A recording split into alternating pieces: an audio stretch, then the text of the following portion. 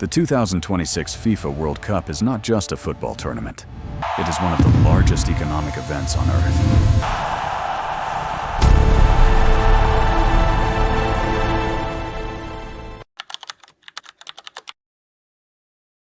The 2026 FIFA World Cup, which kicked off June 11, will move somewhere between $40 and $50 billion through the global economy over 39 days.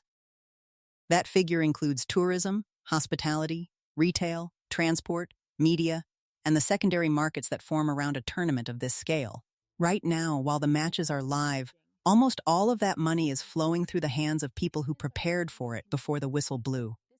They didn't need inside connections. They didn't need capital. They needed to understand one thing the majority of viewers don't. The World Cup is not just an event to watch. It is a temporary economy, and every temporary economy creates income gaps that the right person in the right position fills. This video is about 4 of those gaps. All of them are open right now.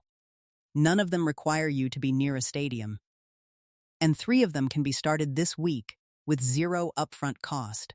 Why a sporting event becomes an economic window here is the structure of what makes this particular World Cup different from every previous one, and why that difference matters if you're thinking about income. The 2026 edition is the largest in the tournament's history. 48 teams instead of 32. 104 matches instead of 64. 16 host cities across 3 countries, the United States taking 78 of those matches. Canada and Mexico absorbing the rest. The geographic footprint is unprecedented. More footprint means more economic displacement.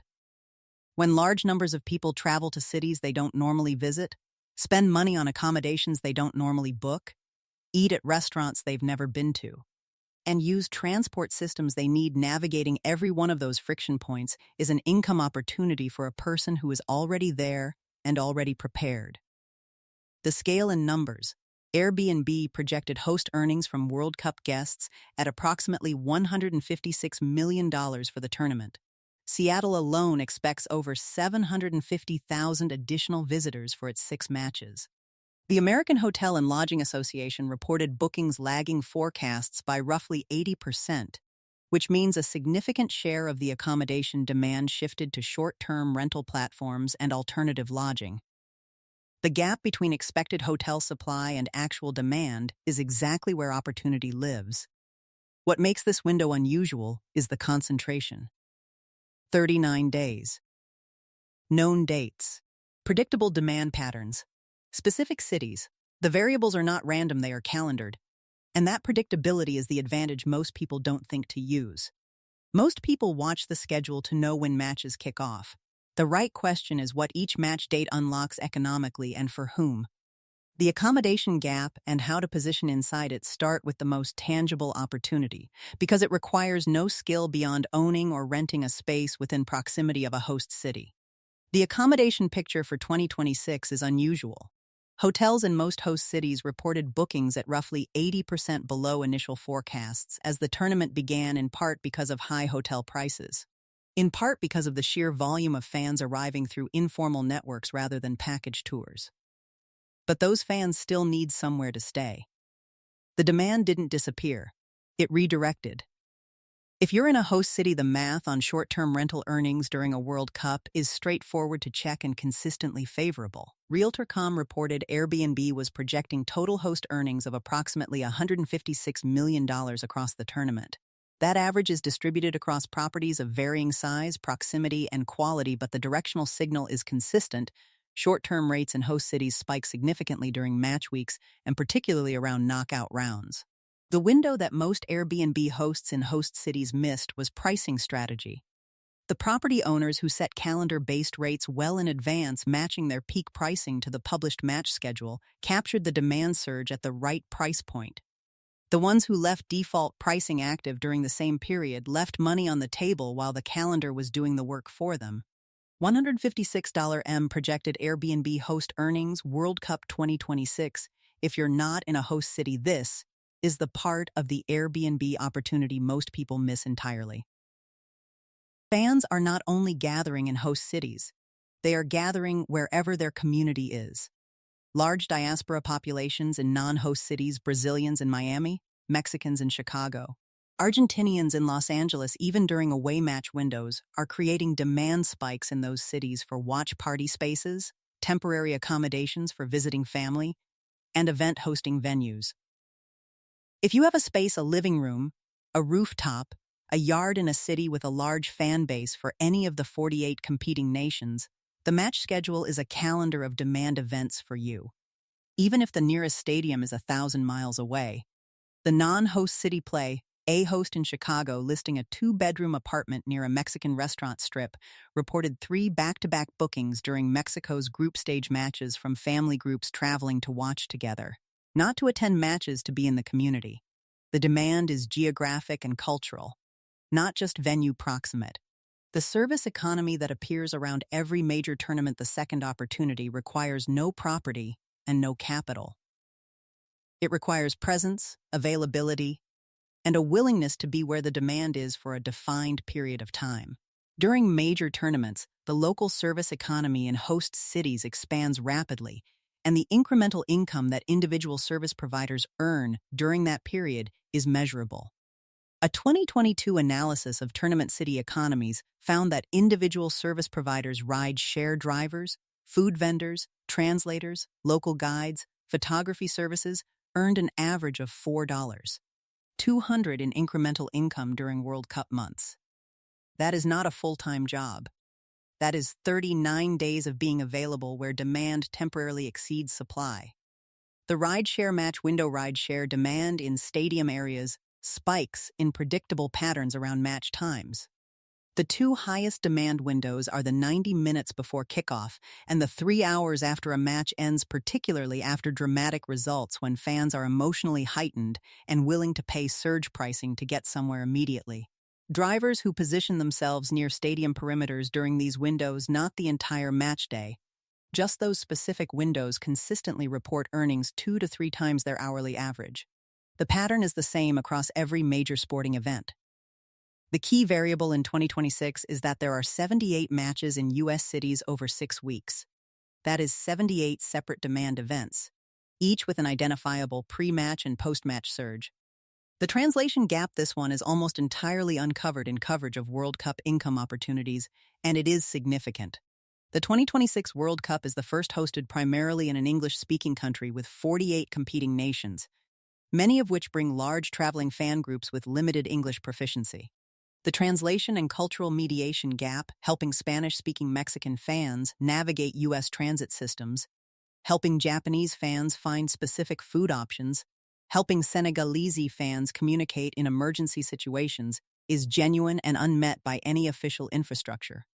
Platforms like Upwork and Fiverr have seen listings for World Cup translation and guide services appear since January. Bilingual individuals near host cities who offered their services formally through those platforms or through direct listing on experience apps like Airbnb Experiences captured bookings weeks in advance for the tournament window. The supply of qualified bilingual guides in most host cities remains below the probable demand. The search traffic surge and how to position ahead of it when 5 billion people focus on the same thing, search engines become a river of unmet information demand. The 2022 World Cup generated a 400 to 900% spike in YouTube search volume for football-related terms during the tournament month. The 2026 numbers are projected higher because the tournament is hosted in North American time zones, which maximizes English-language audience size during peak viewing hours.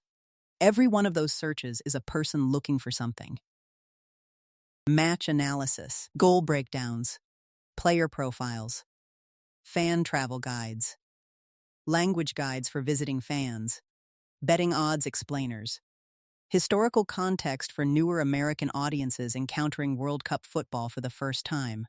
The people who positioned content against those search terms before the tournament began are now collecting that traffic passively while watching the same matches everyone else is watching. The 2026 specific search gaps, because this World Cup has a large first-time American audience, there is a specific category of search demand that did not exist at this scale in 2022.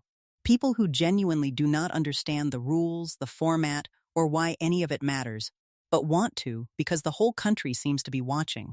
What is offside? How does the group stage work? Why doesn't the US care about soccer? Best players to watch 2026. These are not football fan searches. They are onboarding searches, people entering a new interest and looking for the simplest possible explanation. That content gap is still partially open and is being searched millions of times daily.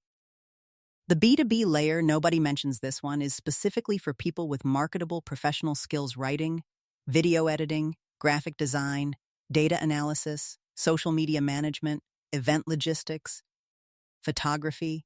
The World Cup creates a burst of B2B demand for skilled freelancers that the permanent workforce of sports media, brand marketing, and event management cannot absorb. ZipRecruiter listed dozens of freelance World Cup 2026 roles in the $24 to $55 per hour range as recently as June 2026, positions in sports journalism, event services, content production, and tournament logistics at venues across the 16 host cities. Brands that are not FIFA sponsors are still running World Cup-adjacent campaigns. They need content. They need social media management during match windows. They need data analysts to interpret engagement metrics in real time. They need graphic designers producing reactive content within hours of major results. The demand cycle follows the match schedule. Knockout round eliminations generate the largest content demand spikes when major footballing nations exit the tournament. The brands associated with those markets need immediate creative responses. A freelance video editor or graphic designer available on short notice during those windows commands a premium rate precisely because the window is narrow and the demand is urgent. Here is what makes the July 19 closing date matter more than most people realize. The 2026 World Cup, 48 teams, 104 matches, 16 cities across 3 countries, in North American primetime, will not happen again in this configuration. The next World Cup is in 2030, split across 3 continents with a completely different set of host cities, time zones, and audience profiles. The combination of factors that makes 2026 specifically valuable for English language income opportunities is a one-cycle event. The income gaps described in this video, the accommodation surge, the local service economy, the digital attention window, the freelance demand spike, they all close on July 19th. Some of them, like the Airbnb window and the local services market, are already past their peak as the group stage concludes. What remains open are the knockout round opportunities, which historically generate the highest demand spikes of any tournament phase. Every World Cup creates 2 types of participants: the majority who watch the $40 billion flow past them, and a smaller group who positioned themselves inside it before it arrived. The 4 plays in this video required no special access, no significant capital, and no football knowledge.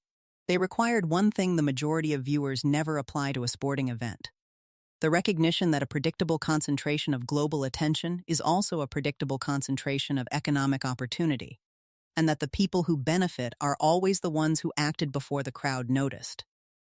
The question worth sitting with tonight is a simple one. Not how do I make money from the World Cup? You now have the answer to that.